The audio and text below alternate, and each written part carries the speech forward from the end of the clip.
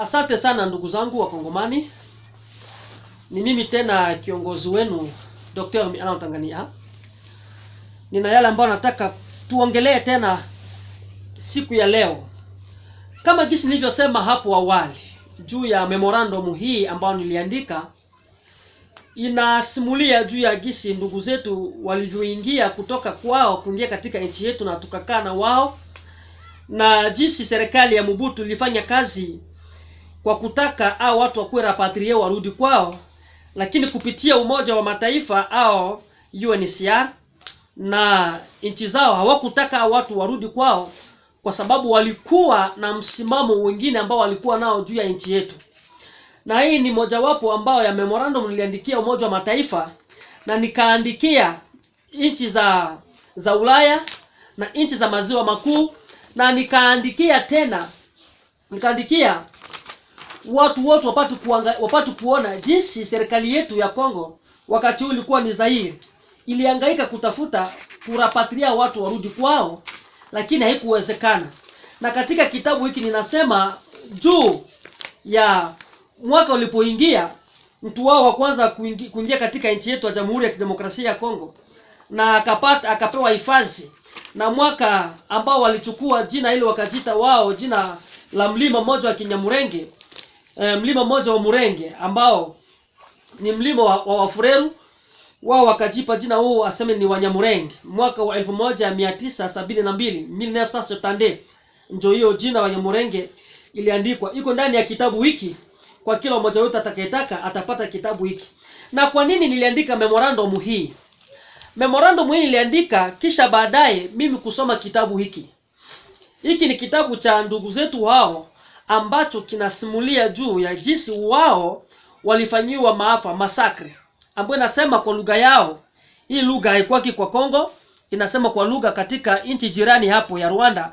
Inasema mauaji ya kimbari ambayo ilifanywa Wanyamurenge mwaka wa 2004 ilifanywa na wanani wa Kongomani katika nchi ya Kongo. Ndio kitabu kinaongea hivyo. Na hapo wanaandika majina wale wa generali wetu wote ambao waliwaua, pamoja na wajenerali wao wote wenye wanatumika katika serikali yetu ya Kongo mpaka leo. Wanawaandika hapa. Na mtu wao wa kwanza mwenye alianza kuingia Kongo na mpaka leo wanajiita ni Wakongomani kwa jina Wanyamurenge. Vyote wameviandika hapa, na masakre ya Gatumba na wapi. Ndio kitabu chao cha kwanza wao kuandika cha gisi waliuliwa, na kuna kitabu kingine cha kwao. Na kwa nini nilitaka niwaonyeshe ndugu zangu vitabu hivi ambacho wao wameandika hiki kwa mauaji walifanyiwa, na mimi nikakuja nikaandika hiki kwa kuonyesha jinsi walijiinfiltrate katika nchi yetu kwa kiwa kama vile wa refugee, na wengine walikuja kama vile kufuga nyama. Tukawapokea, tukakuwa ndugu, tukawaniana.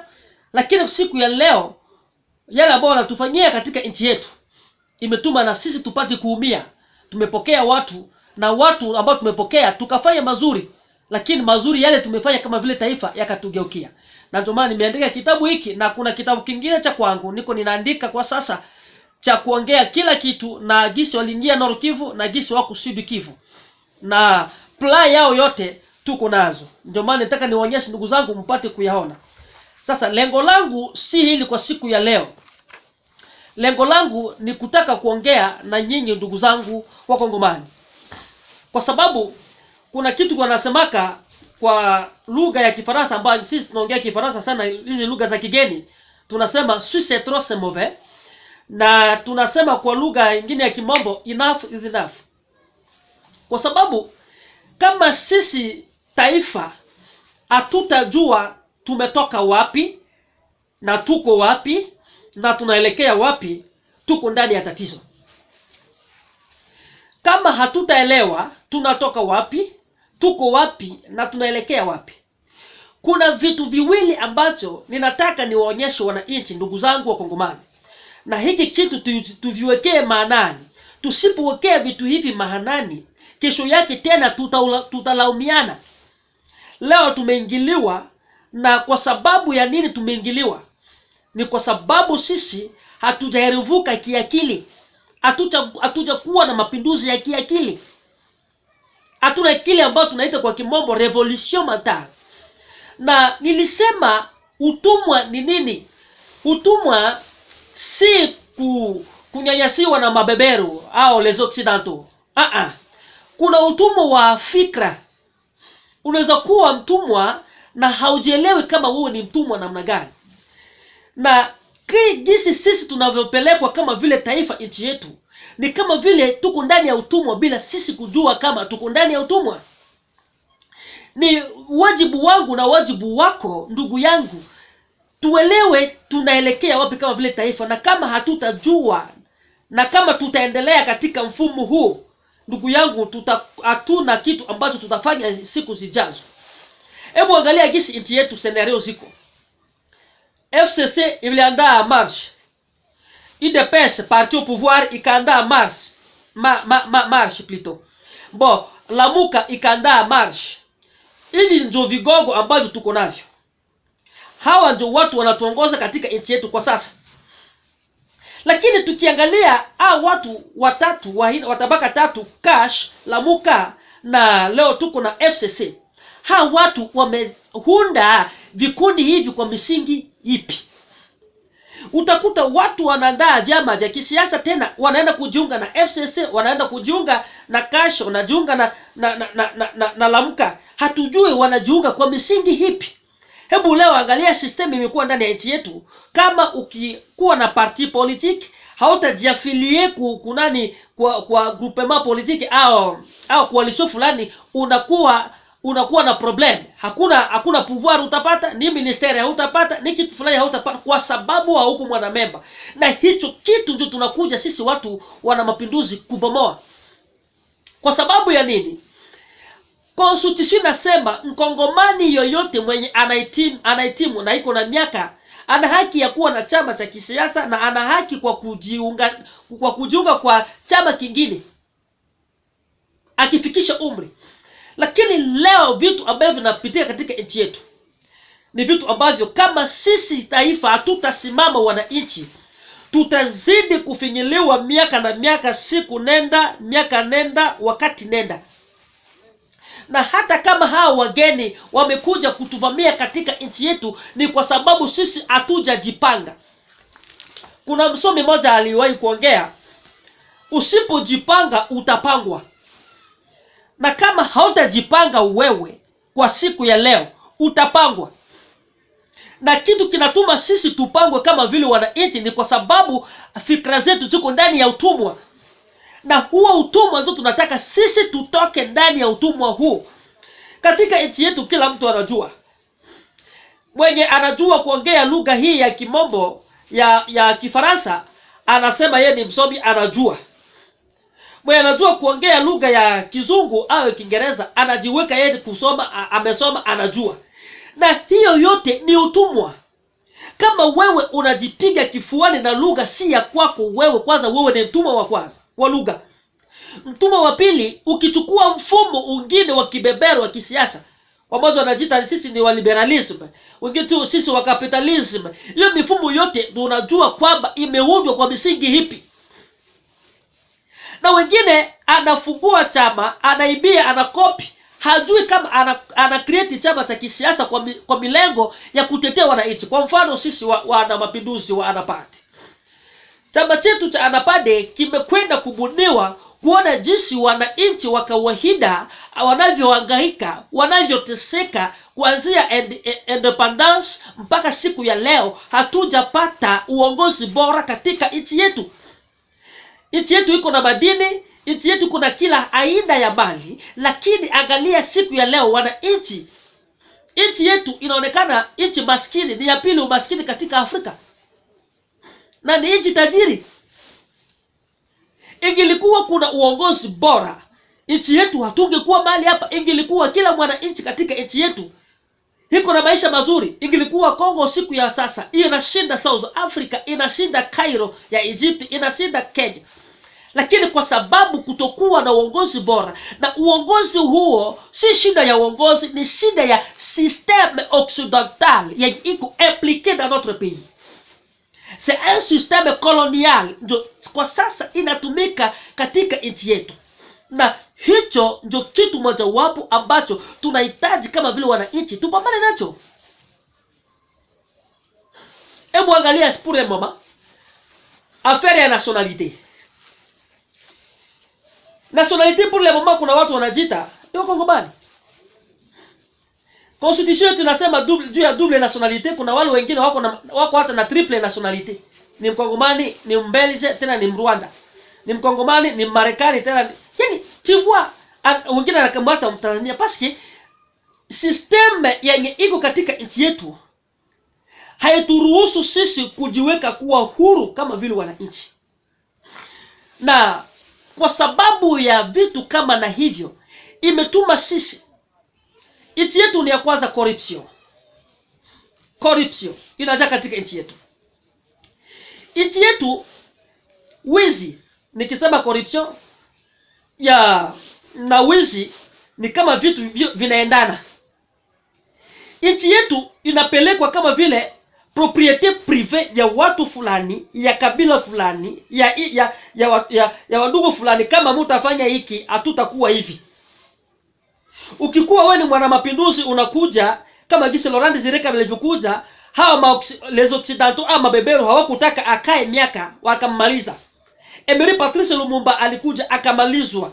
Na hivi leo tunataka sisi wananchi, kuna wale ambao wana nia ya kutaka nchi yetu ibadilike, lakini watu wengine kwa sababu wanakuwa na mfumo wa kibeberu ndani ya vichwa vyao, au wataki nchi yetu tutoke chini ya ugandamizi ya kibeberu. Sasa tutakuwa namna gani kama vile nchi? Ndugu zangu, leo wageni, kuna wale watu kati yetu kwa sababu ya umaskini duni katika nchi yetu na kwa sababu ya kutawaliwa kifikra, kuna wale watu wetu wanajiunga na maadui kwa kusema nchi ijigabule mara pili. Kuna wale watu anapata milioni yake anaweka kwa mfuko, ana haja ya nchi, na huyo mtu anajiita yeye ni patriot. Mtu yule ambao anaenda kwa marenio za usiku na maadui ili waje waharibu nchi. Na hivi vyote vinahusikana kwa sababu ya kutokuwa na uongozi mzuri. Na kama tukijijua kwanza, kitu cha msingi tunapaswa tuaplike système patriotique dans notre pays. Un vrai patriote, c'est quelqu'un qui applique un système patriotique. On est les Africains. Sisi tushatupa culture yetu en tant que les Africains, en tant que les Congolais, mais nous embrassons culture étrangère. Mes très chers frères congolais. Na kama sisi hatutajijua kama wananchi, mnafikiria ni nani atakayekuja? Hakuje kutengeneza nchi. Kuna wengine mpaka siku ya leo wanasaini mikataba kwa sababu ya kuharibu nchi tena. Hebu angalia nchi ndogo ndogo kama vile hiyo Rwanda inajipiga kwenye kifua, inaendelea kwa mali ya kutoka Kongo. Utasikia marais wa nchi nyingi wana shamba zao katika nchi yetu ya Kongo. Ni rais katika nchi yake lakini iko na shamba. Utasikia rais wa Angola iko na shamba Kongo. Utasikia rais wa Kongo Brazzaville iko na shamba Kongo. Utasikia rais wa Republique Centrafricaine iko na shida Kongo. Et pour le moment Zambia nayo ilikuwa ilishaanza madeclaration ya kusema watachukua kipande kimoja cha Kongo. Ni kwa sababu le Congo est un champ. Ni shamba ya kila nchi. Ikisema leo nasimama nataka kusumbua Kongo, inasumbua na hakuna hatua sisi wananchi tutachukua. C'est là où nous, en tant que les patriotes congolais, le parti ya wa révolutionnaire, tunataka wewe ndugu yangu mkongomani, mali popote uamke. Tusi watu wa kupelekwa jinsi watu wengine wanavyotaka. Never. Mes très chers frères, leo watu wanataka wafanye balkanisation nchi yetu. Na kwa hiyo balkanisation kuna wale watu ambao wako ndani sesone Kongole. Ni kitu gani kinambeba huko? Ni njaa. Kwa sababu ya nini? Amekubali kufanya mikataba ili Kongo ijigawe mara mbili. Huyu mtu ana njaa. Hakuna mazingira. Mtu akiwa ameshiba hawezi akakuwa ndani ya mashauri ya kuharibu nchi. kwa sababu ni mzalendo. Lakini mtu akiwa na njaa hataingia kwa marenyo ya kuharibu nchi kwa sababu hakuna uongozi bora. Na kwa kumaliza hiki kitu ni hatua sisi tukue kwanza révolu mentalement. Un vrai patriote, c'est quelqu'un qui applique les méthodes patriotiques dans son pays. Mes très chers frères, hatuna nchi nyingine.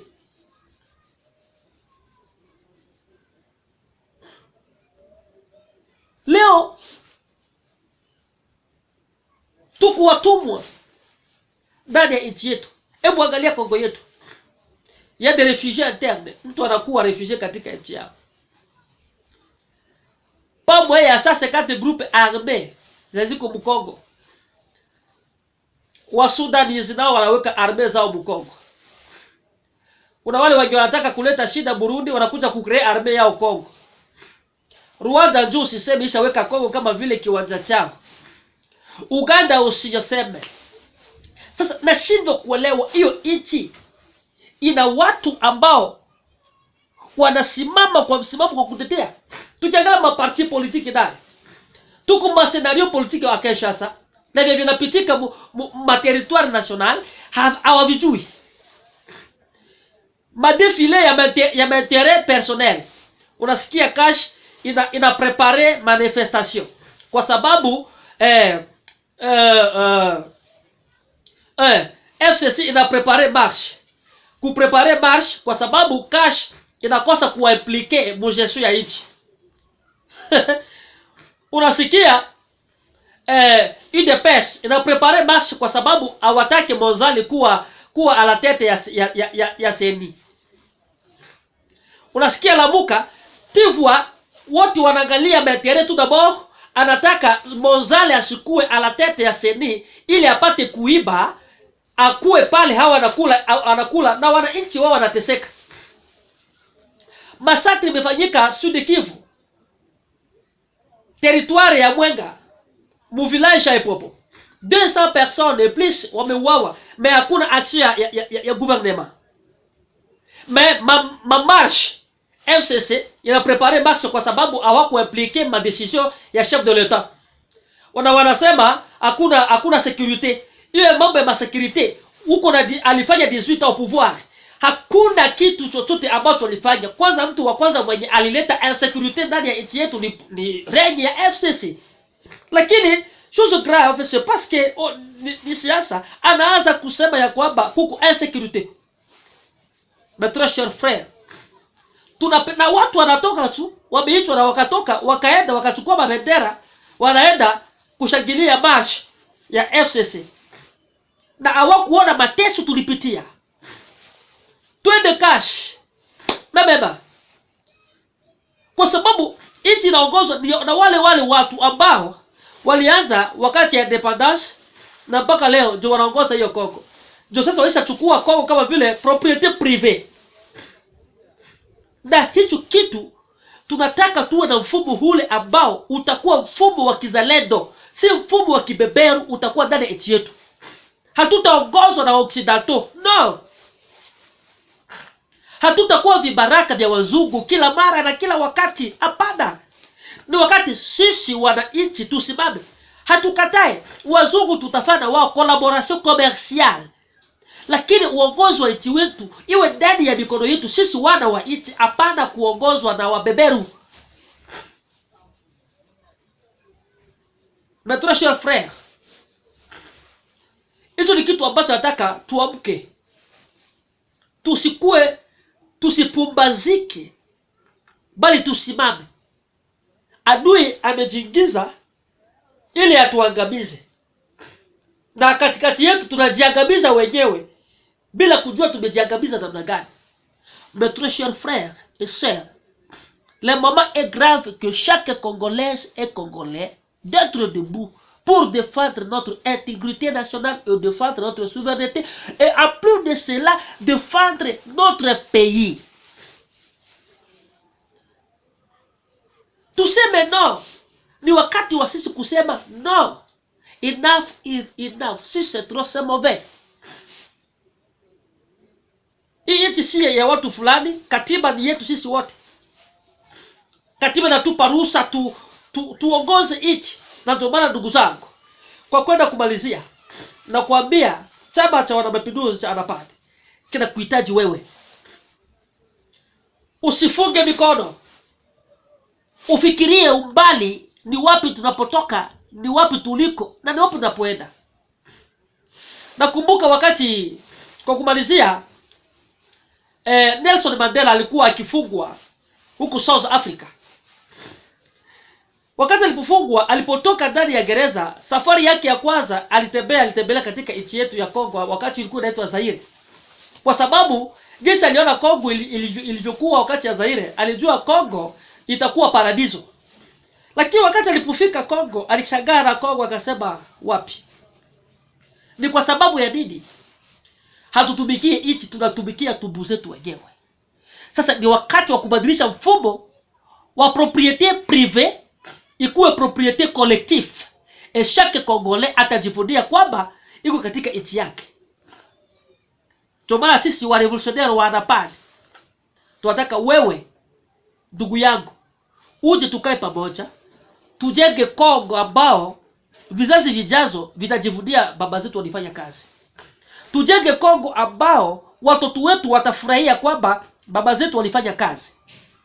Tujenge Kongo ambao ilikuwa vision ya Emery Patrice Lumumba. Tujenge Kongo ambao ilikuwa vision ya Laurent Désiré Kabila.